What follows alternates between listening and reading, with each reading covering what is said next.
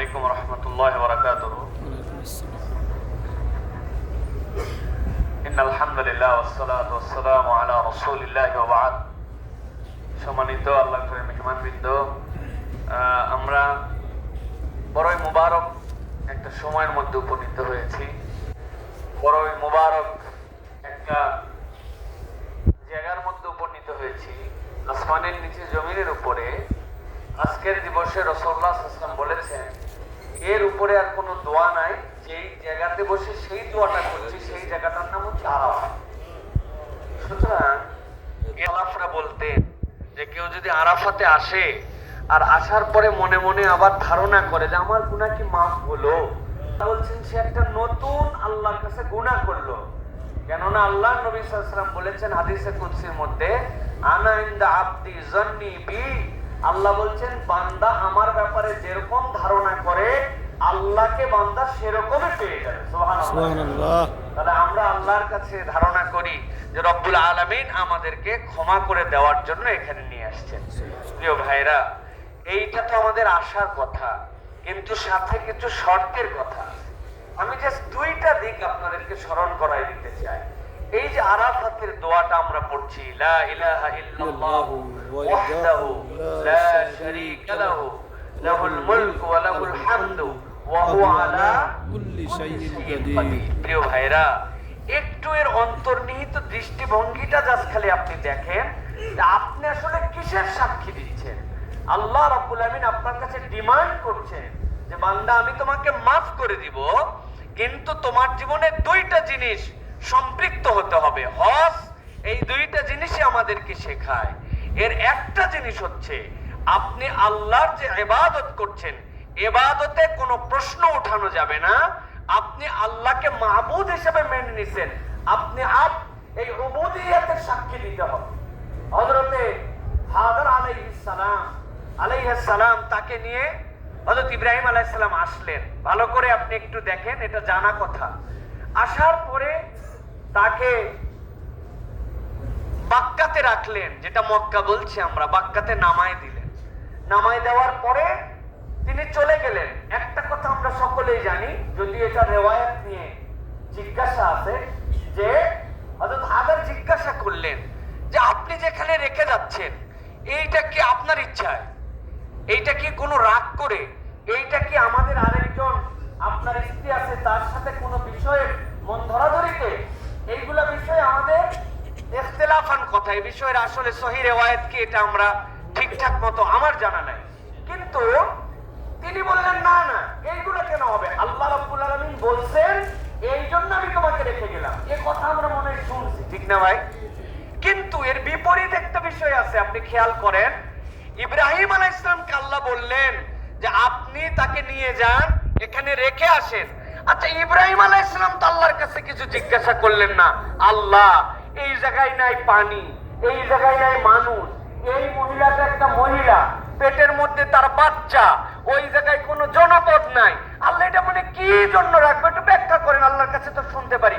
ইব্রাহিম আলাইহিস সালাম এর আগে কিন্তু জিজ্ঞাসা করেছেন, এরকম বিষয় আছে, ওয়ালাকিন লিয়াতমাইন্না কলবি, তিনি বলছেন আমার অন্তরের প্রশান্তির জন্য। আল্লাহ কাইফা তুহিল মাউত, আপনি মৃতকে জীবন দেন কেমন করে, আমি তো বিশ্বাস করি আল্লাহ, কিন্তু একটু অন্তরে শান্তি দর্জন। আল্লাহ বললেন না, পাখি ধরেন, এরপরে এটাকে কাটেন, এরপরে পাহাড়ের মধ্যে ছড়ায় দেন, ডাক দেন, চলে আসবে। কিন্তু দেখেন ওই ইব্রাহিম আলাইহিস সালাম এই মক্কা কেন্দ্রিক যখন আসছেন, জিজ্ঞাসা করেন নাই যে আপনারা কেন করছেন, কি জন্য করছি, কেন করতে হবে, এই মহিলাকে কেন রাখবো।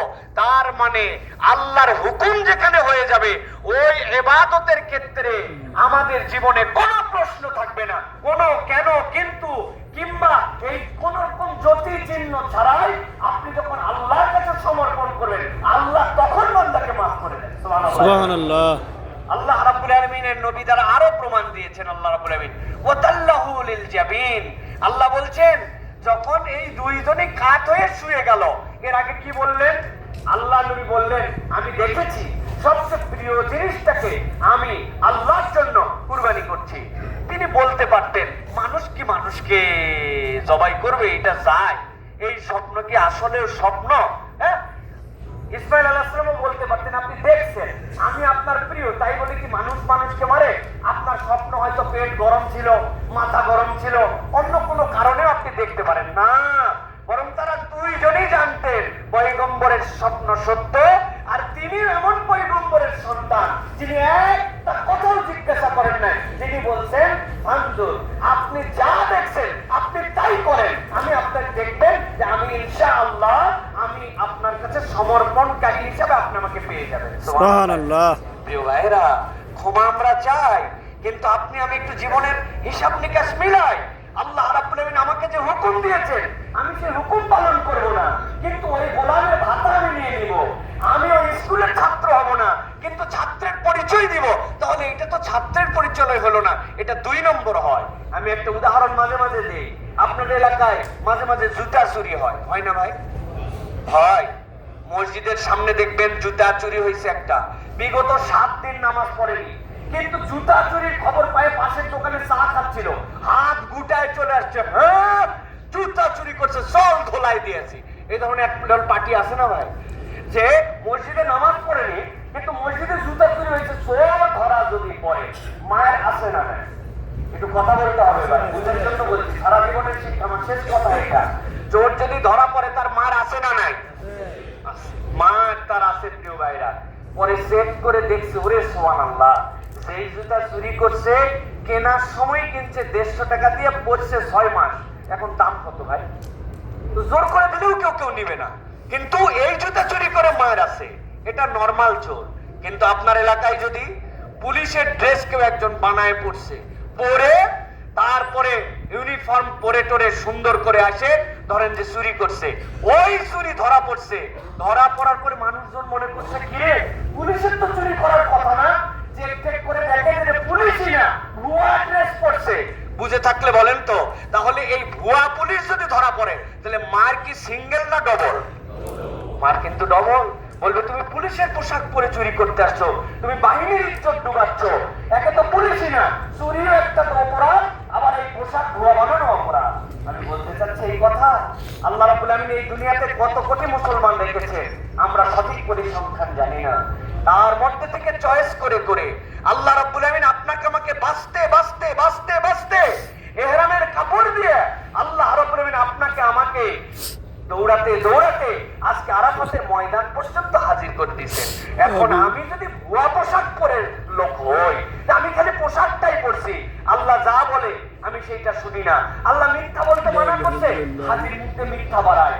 আল্লাহ হাজিকে বলছেন সব ইমানদারদের জন্য দায়িত্ব, গীবত গিল্লা করবে না, ওই হাজি গীবত গিল্লা বন্ধ নাই, তার স্ত্রীর পরিবারের পর্দা পুছিদা নাই, হারাম ব্যবসার সাথে সে জড়িত আছে, দোকানদারি করে, মিথ্যা কথা বলে, মুরব্বী মানুষ এখন পর্যন্ত বান্দার হক ফেরত দেয় নাই, তার মেয়ের সাথে ছেলের সাথে বেইনসাফ করছে, তার বোনের এখন পর্যন্ত তার থেকে জমি জমা হিসাব বরাবর করতে পারে নাই, জনগণের টাকা মারে খাইছে, এখন মনে করছে বাহ সুযোগ তো একটা পাইছে, আরাফাতে গেলেই শুনছি সব মাফ হয়ে যায়। প্রিয় ভাইরা, পুলিশের ড্রেস পরলেই পুলিশ হওয়া যায় না, ওই পুলিশের ড্রেসের জন্য শর্ত সারাইয়ে দিয়ে নাম এন্ট্রি করা লাগে।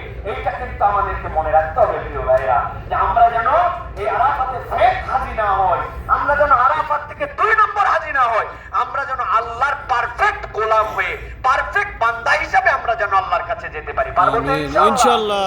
আল্লাহ ঈমান শিখিয়েছেন।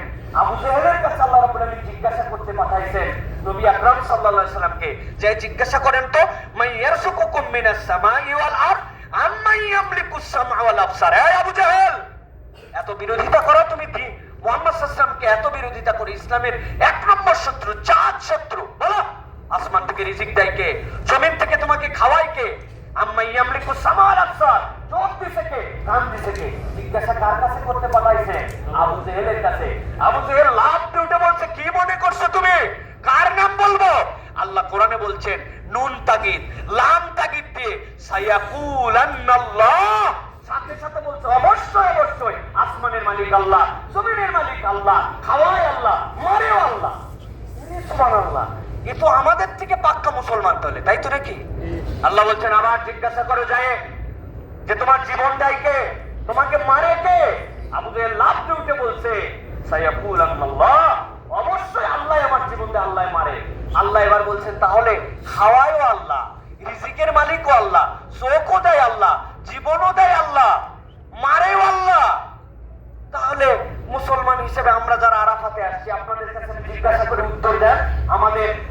মালিক কে? আল্লাহ। জমিনের মালিক কে? আল্লাহ। জীবনের মালিক কে? আল্লাহ। মরণের মালিক কে? আল্লাহ। আমাদের কান দিয়ে শোনাই কে? আল্লাহ। চোখ দিয়ে দেখাই কে? আল্লাহ। আবু জাহেল কার কথা বলছিল? এক হয়ে গেলাম আমরা বরাবর, ঝুট ঝামেলা মিটাই ফেললাম আজকে। উদামিস আমরা ঝামেলা নিয়ে আসি। কোরআনের কথা সূরা মুমিনুনের মধ্যে আসছে। আল্লাহ বলছেন ঈমানের বুঝ করে দেন, উম্মতের কাছে যান, ঈমানের বুঝ করে দেন। এবার তাহলে জিজ্ঞাসা করেন, তাহলে লাতের কাছে যে যাও, উজ্জার কাছে যে যাও, মানাতের কাছে যে যাও, দেখি ওই মানাতের মাথার উপর দিয়ে দুধ ঢেলে দাও, ওই দুধ নিয়ে তুমি যার বাচ্চা হয় না তারে খাওয়াও।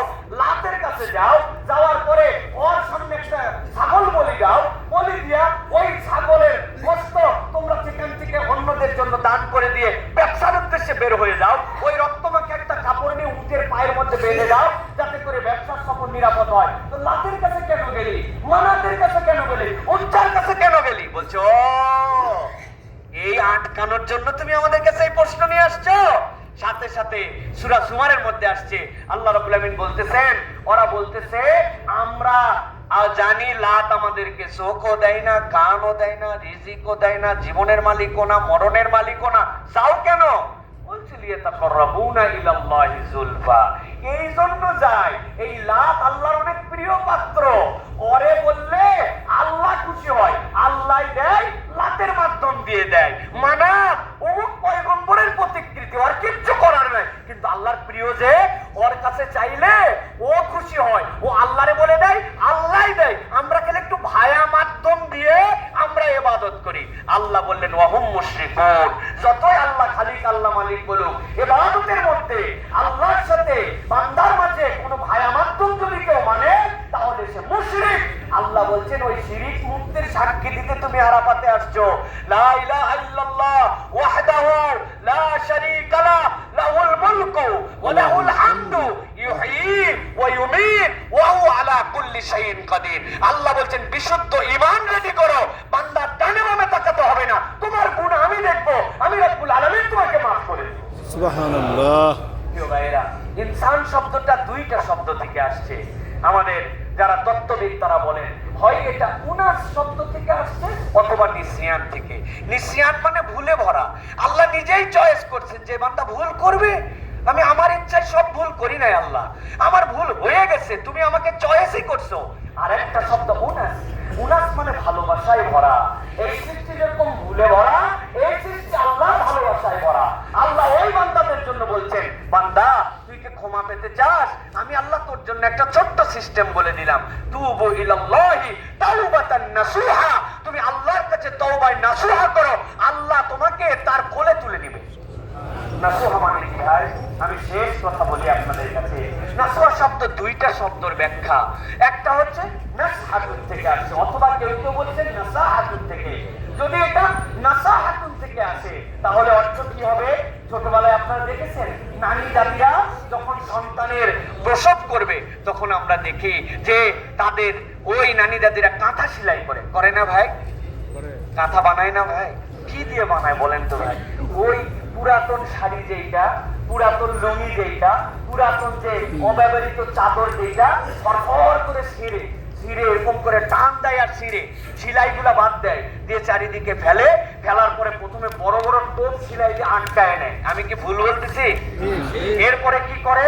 এরপরে ছোট ছোট সোনামুখী সুই দিয়ে সুন্দর করে সেলাই করে। এই ফরফর করে যে এক পল্লা ছিঁড়ছে, দুই পল্লা ছিঁড়ছে, তিনটা মিলাইছে, যেগুলা এক্সপায়ার হয়ে গেছে, কিন্তু তিনটা যখন একত্রিত করছে, সোনামুখী সুইতে যখন ছোট করে সেলাই দিছে, ওই বাচ্চা 6 মাস প্রস্রাব করে ওই খেতা আর ছিঁড়তে পারে না। কথা ঠিক কিনা? আল্লাহ বলতেছেন বান্দা তুবু ইলাল্লাহ তাওবাতান নাসুহা, ও আমার আদরের বান্দা, তোর সাথে আল্লাহর সম্পর্কটা ভেঙে গেছে না, তোর মিথ্যা কথা বলতে মানা করছিলাম, বলে ফেলছিস না। ও বান্দা বিপদ বিল্লাহ তুই করে ফেলছিস না। বান্দা রে তোর নামাজ ঠিক মতো পড়তে বলছিলাম, একটু মিস হয়ে গেছে তোর না। বান্দা রে তোর লাইন মতো চলতে বলছিলাম, 40 বছর পর তো এলোমেলো চলে ফেললি, তাই না? বান্দা রে তোর না পর্দা করতে বলছিলাম, তুই না ভুল করছিস, কিন্তু টেনশন করিস না, তুবু ইলাল্লাহি তাওবাতান নাসুহা, আয় আল্লাহর সাথে তওবা করে তোর সম্পর্ক জোড়া লাগাই দে, আমি রব্বুল আলামিন তোর সব গুনাহ খাতা মাফ করে দেব। সুবহানাল্লাহ। আমাদের আরেক দল বলছেন এটা যদি নাসাহাতুন থেকে আসে তাহলে কি হবে? তারা বলছেন ওই যে সোনা, স্বর্ণকার আপনারা মাঝে মাঝে শহরে যখন গেছেন দোকানের সামনে যেতে চোখ ধরে যায়, ওরে আল্লাহ নিঃশ্বাস নেওয়া যায় না। কি করতেছে? স্বর্ণকারের কাছে পুরাতন অর্নামেন্টস নিয়ে গেছে, চুড়ি নিয়ে গেছে, আবার গড়াবে। ও তো নতুন হাত ছাড়া মাপ বের করবে, ও অ্যাসিডের মধ্যে ফেলে দিছে, এমন পোড়া পুড়ছে ওইগুলার গন্ধে নাক ধরে যায়, চোখ জ্বলে যায়, ঠিক কিনা? তারা বলছেন এই নাসুহা মানে হচ্ছে বান্দা আবার খাঁটি হওয়ার জন্য আসছে আল্লাহর কাছে। আল্লাহ আমার ভুল আমি স্বীকার করে নিয়েছি আল্লাহ। এমন কি আল্লাহ তুমি বলছো ওয়াইন্না সিনা ওয়াক্তানা, আমার এমন ভুল আছে আমার মনেই নেই। ছোটবেলায় আমি চলতেছিলাম, শীতের দিন সকালবেলা এক বাড়ির সামনে দিয়ে যাচ্ছি, আমার বয়স তখন 13-14 বছর, 6-7 এ পড়ি। আল্লাহ কি সুন্দর বড়ই বের হয়ে আছে, ডানে তাকাই দেখছি কেউ নাই, পেছনে তাকাই দেখছি কেউ নাই, একটা ঢেল তুলে বড়ই গাছে মারিয়ে দিছি, দিয়া 4-5টা একটুখানি বড়ই যেগুলা পছন্দের এগুলা খাইছি, কেউ দেখে নাই, কথা মনেও নাই। আল্লাহ এরকম গুনাহ তো আমার আমল নামায় আছে। ছোটবেলায় মাঠে ছিলাম, অন্যের জমিতে ধান খাওয়ানো যাবে না, কিন্তু আমার ছাগলের পেটটা জানি উঠে যায়, এই জন্য একটু দড়িটা ঢিল ঢিল করে নিয়ে গেছি, এদিকে একবার মুখ দেয় ওদিকে একবার মুখ দেয়, মিশাই মিশাই আমি তারা দে, আমরা খুঁটিটা গাড়ার সময় একটু ঢিল করে গাড়ছি, উঠে যায়, যাই তারপরে জাতটা খাই খাক পরে সরি বলে দিব। আল্লাহ এরকম কত গুনাহ আমার জীবনে আছে আল্লাহ, আমি তো ভুলে গেছি সেই গুনাহ। আল্লাহ আল্লাহ বলছেন আমি তোর ওই ভোলা গুনাহগুলোর থেকে খাঁটি বানানোর জন্য তোকে বান্দা আবার আরাফাতে নিয়ে আসছি। সব বান্দার নসিবে আরাফাত হয় না।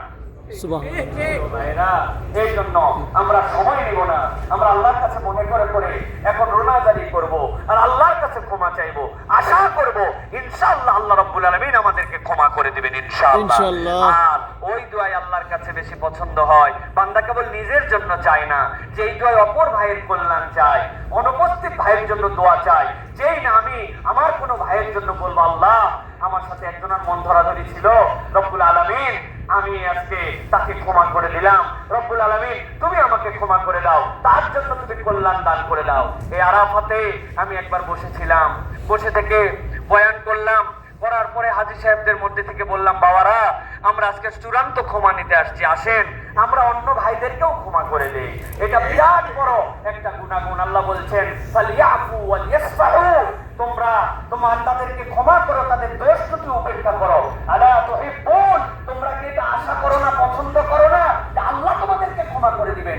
ওই মুরব্বি বলল আমি সবাইকে মাফ করে দিতে পারবো, কিন্তু একজন লোক আমাকে কথা দিয়ে এমন কষ্ট দিছে আমি তারে মাফ করে দিতে পারবো না। আমার কি মনে হলো, রাগের মাথায় তাকে বলে দিছি আপনি যদি তারে মাফ করতে না পারেন আল্লাহ আপনারে মাফ করবে না। আচ্ছা ভাই বলেন তো আমার কোনো যোগ্যতা আছে যে পৃথিবীর কারো আল্লাহ কারে মাফ করবেন আর কারে মাফ করবেন এই কথা বলার যোগ্যতা কেউ রাখে? রাখে না। তা আমি বলে ফেলছি যখন, এই কথা ভিন্ন কারণে বলছি, তার একটা ধাক্কা দেওয়ার জন্য বলছি। মুরব্বীর কাছে বললাম চাচা কি কি মাপ চান? ছোটবেলার গুনাহ মাপ চাই বাবা, বড়বেলার গুনাহ মাপ চাই, জানা গুনাহ মাপ চাই, অজানা গুনাহ মাপ চাই, বাপের গুনাহ মাপ চাই, মায়ের গুনাহ মাপ চাই, আমার কৃত গুনাহ মাপ চাই, আমার অনিচ্ছায় করা গুনাহ মাপ চাই, শিরকি মাপ চাই, বেদাতি মাপ। আল্লাহর কাছে এত মাপ চান, বয়স কত চাচা? 74 বছর। 74 বছরের সব গুনাহ মাপ দিবেন, আর একটা ভাই আপনাকে একটা কথা দিয়ে কষ্ট দিচ্ছে আপনি তারে মাফ করবেন না, কেমনে আপনি মাফ চাবেন চাচা? চাচা আমাকে হাউমাউ করে জড়াই করে বলতেছে বাবা যাও আমার ওই ভাইরে ভাবে মাফ করে দিলাম, আমি আর কারো মন ধরে রাখলাম। আমি বলছি ইনশাআল্লাহ আল্লাহ আপনাকে মাফ করে দিবেন ইনশাআল্লাহ। এই জন্য প্রিয় ভাইরা কারো সাথে মন ধরাধরি থাকলে, কারো সাথে মনে কষ্ট দেওয়া থাকলে তাদেরকে মাফ করে দেন, আর আল্লাহর কাছে আপনারা সকলে মাফ চান, আশা করা যায় আল্লাহ রাব্বুল আলামিন আমাদেরকে মাফ করে দেবেন ইনশাআল্লাহ। প্রিয় ভাইরা মুজদালিফার সফরের পর শুরু হবে কঠিন একটা সফর আমাদের সামনে, একটা হজ এখন পর্যন্ত আসছে, হজ হয়ে গেছে আমাদের কিন্তু আলহামদুলিল্লাহ, আলহামদুলিল্লাহ আমাদের হজ হয়ে গেছে কিন্তু আলহামদুলিল্লাহ, আলহামদুলিল্লাহ। সুতরাং আমাদের হজ হয়ে গেছে, কিন্তু আমরা আল্লাহর কাছে আরো গায়বানো বাক্যে আমরা যেন আরো মুহসিন বান্দা হতে পারি সেইটা আমরা এখন আদায় করে নিব আল্লাহর কাছে।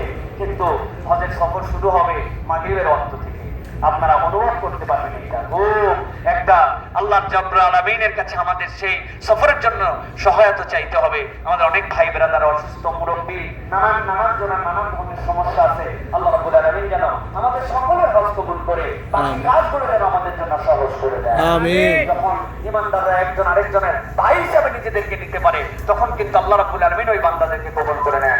আপনি কাফেলার সামনে লাল পতাকা তুলতে পারেন, আপনি হলুদ পতাকা তুলতে পারেন, কিন্তু বাংলাদেশের পতাকা উঠাতে পারবেন না, সৌদি আরবটা উঠাতে পারবেন না, কোনো পতাকা তুলতে তারা এলাও করে না। কেন?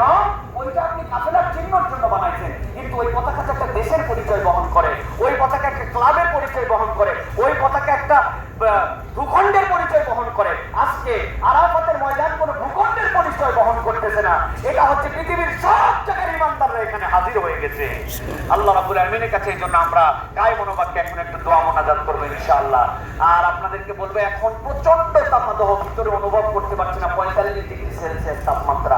যখন একটু আবহাওয়াটা ডাউন হয়ে যাবে, বিকাল 5টার পরে একটু বাইরে বেরিয়ে যাবেন। নবীজি সুন্নাত ছিল, নবী করিম সাল্লাল্লাহু আলাইহি ওয়াসাল্লাম উটের পিঠ থেকে নেমে গেছেন, নেমে যে উটের সাথে হেলান দিয়ে চেপলামুখী হয়ে একা একা আল্লাহর কাছে দোয়া করছেন। সব দোয়া সম্মিলিত হয় না, আপনার দোয়া আপনার কাছে আল্লাহর কাছে কিছু করতে হবে। যাদের স্ত্রী আছে, মা আছে, মুহররম আছে, তাদেরকে সাথে নিবেন, তাকে নিয়ে একটু তাঁবুর কোনায় চলে যাবেন, এই পাশে ওই পাশে যে একটু আল্লাহর কাছে পার্সোনালি দোয়া ফরিয়াদ করবেন। আরেকটা আরাফাতের দোয়া সুন্নাত হচ্ছে মাঝে মাঝে দাঁড়ায় দাঁড়ায় আল্লাহর কাছে দোয়া করা। সব সময় দোয়া বসে করা হয়, নবী করিম সাল্লাল্লাহু আলাইহি ওয়াসাল্লাম আরাফাতে আল্লাহর কাছে দাঁড়ায়ও দোয়া করছেন। অতএব আমরা আল্লাহর কাছে দাঁড়ায়া বসে যেমনে পারি আমরা ইনশাআল্লাহ আমাদের আল্লাহর কাছ থেকে আমাদের এই মাগফিরাতগুলো আমরা নিয়ে নিব। দেখেন কি সুন্দর তাকদীর করে আমাদের খাবার টাবার সব দিয়ে ফেলছে।